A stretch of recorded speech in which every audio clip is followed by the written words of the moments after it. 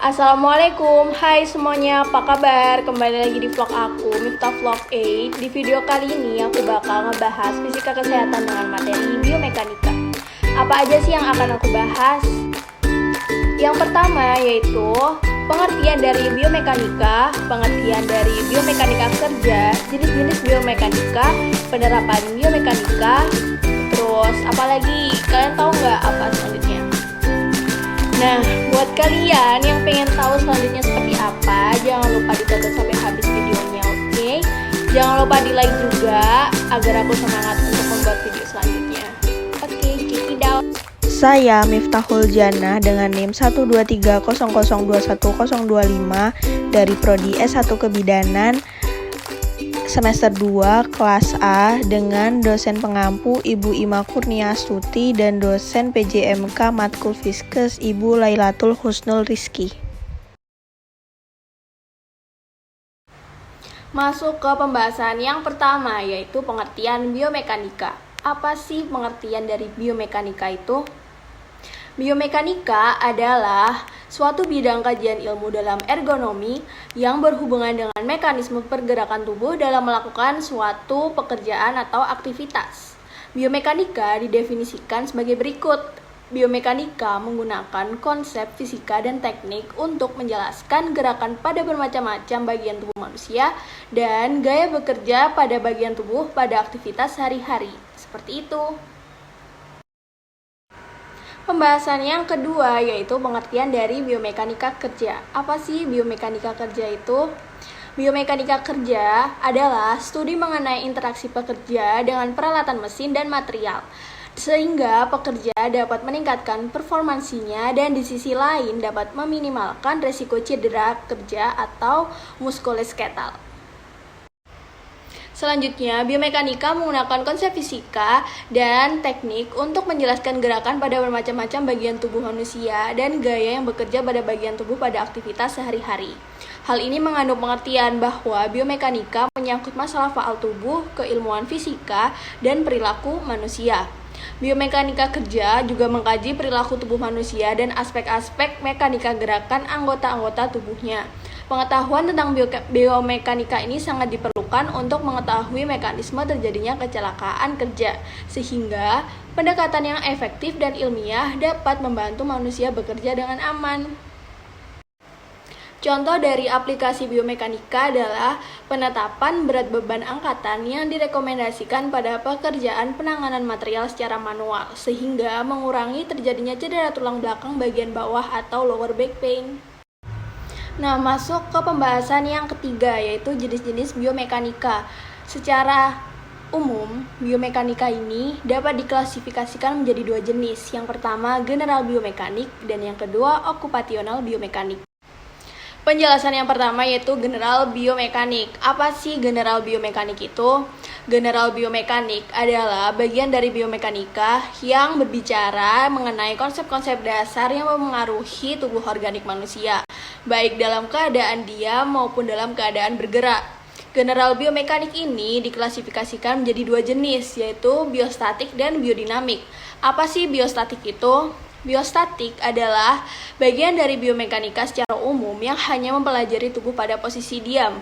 Sedangkan biodinamik adalah bagian dari biomekanika secara umum yang berkaitan dengan gambaran gerakan-gerakan tubuh tanpa mempertimbangkan gaya yang terjadi dan gerakan yang disebabkan gaya yang bekerja dalam tubuh. Penjelasan yang kedua yaitu okupasional biomekanik. Apa sih okupasional biomekanik ini? Okupasional biomekanik adalah bagian dari biomekanika terapan yang mempelajari interaksi fisik antara pekerja dengan mesin, material, dan peralatan dengan tujuan untuk meminimalkan kelelahan pada sistem kerangka otot agar produktivitas kerja dapat meningkat. Pembahasan yang keempat yaitu penerapan biomekanika. Yang pertama dalam bidang kesehatan, yaitu biomekanika sangat dibutuhkan karena biomekanika dapat mengetahui gerak dan perubahan yang terjadi sehingga menimbulkan gaya yang terjadi. Selanjutnya, dalam kegiatan sehari-hari, biomekanika berperan mengevaluasi pekerjaan apakah berbahaya atau tidak. Selanjutnya, merancang kembali pekerjaan yang sudah diterapkan. Kemudian, biomekanika membantu memperkecil atau mencegah cedera yang diakibatkan oleh gerakan. Dan yang terakhir, biomekanika membantu menciptakan teknik-teknik baru dalam menampilkan suatu keterampilan yang menghasilkan efektivitas yang lebih tinggi. Nah, yang ketiga ini adalah bidang perindustrian. Biomekanika ini digunakan untuk mengukur besar gaya yang dibutuhkan oleh seorang operator untuk melakukan suatu pekerjaan dengan postur tubuhnya. Yang pertama, saat mengerjakan tugas di atas meja. Yang kedua, saat mengambil baju di lemari. Dan yang ketiga, saat mengerem mobil secara mendadak. Sudah masuk ke pembahasan yang kelima, yaitu penjelasan tentang tulang. Tulang adalah alat untuk meredam dan mendistribusikan gaya atau tekanan. Tulang merupakan jaringan tubuh yang kaku yang terdiri dari sel-sel yang tertanam dalam antara sel keras yang berlimpah. Nah, tulang memiliki dua komponen, yaitu ada kolagen dan ada kalsium fosfat. Kedua komponen ini menjadi pembeda dari jaringan keras lainnya. Tulang sebagai alat untuk meredam dan mendistribusikan gaya atau tegangan saat melakukan aktivitas kerja. Selanjutnya, tulang yang besar dan panjang berfungsi sebagai pembanding terhadap beban. Tulang juga terkait dengan otot-otot dan jaringan penghubung atau konektif tisu, yakni ligamen, cartilage, dan tendon. Dalam aplikasinya, biomekanika berhubungan dengan kerangka manusia. Selanjutnya, connective tissue atau jaringan penghubung. Yang pertama ada cartilage. Cartilage adalah sambungan yang berfungsi dalam pergerakan relatif kecil. Contohnya, sambungan tulang iga atau ribs dan pangkal tulang iga atau sternum. Cartilage sendiri memiliki bagian khusus antara vertebra, yaitu dikenal sebagai intervertebral disc yang terdiri dari pembungkus dan dikelilingi oleh inti. Vertebrae juga terdapat pada ligamen dan otot. Gerakan yang relatif kecil pada setiap ruas mengakibatkan adanya fleksibilitas tubuh untuk membungkuk, mengadah, dan memutar.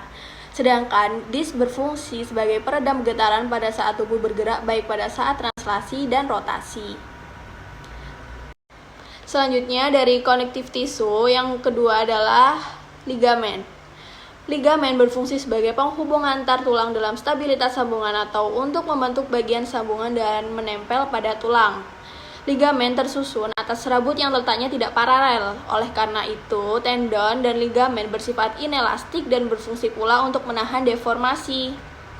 Adanya tegangan yang konstan akan dapat memperpanjang ligamen dan menjadikannya kurang efektif dalam menstabilkan sambungan. Contoh sambungan ligamen yang pertama, gerakan mengangkat tangan sambungan siku dan bahu, pergerakan rotasi seluruh tangan pada sumbunya, dan gerakan lengan tangan pada sambungan pergelangan tangan. Nah, yang terakhir ini ada tendon. Tendon memiliki fungsi sebagai penghubung antara tulang dan otot yang terdiri dari sekelompok serabut kolagen yang letaknya paralel dengan panjang tendon. Tendon bergerak dalam sekelompok jaringan serabut dalam suatu area di mana adanya gaya gesekan yang harus diminimalkan.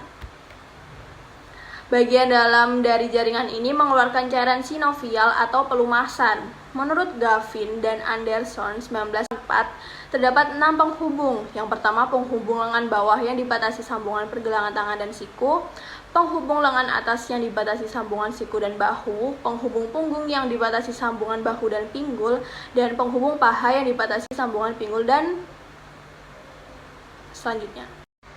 Nah, yang terakhir ini otot atau muscle.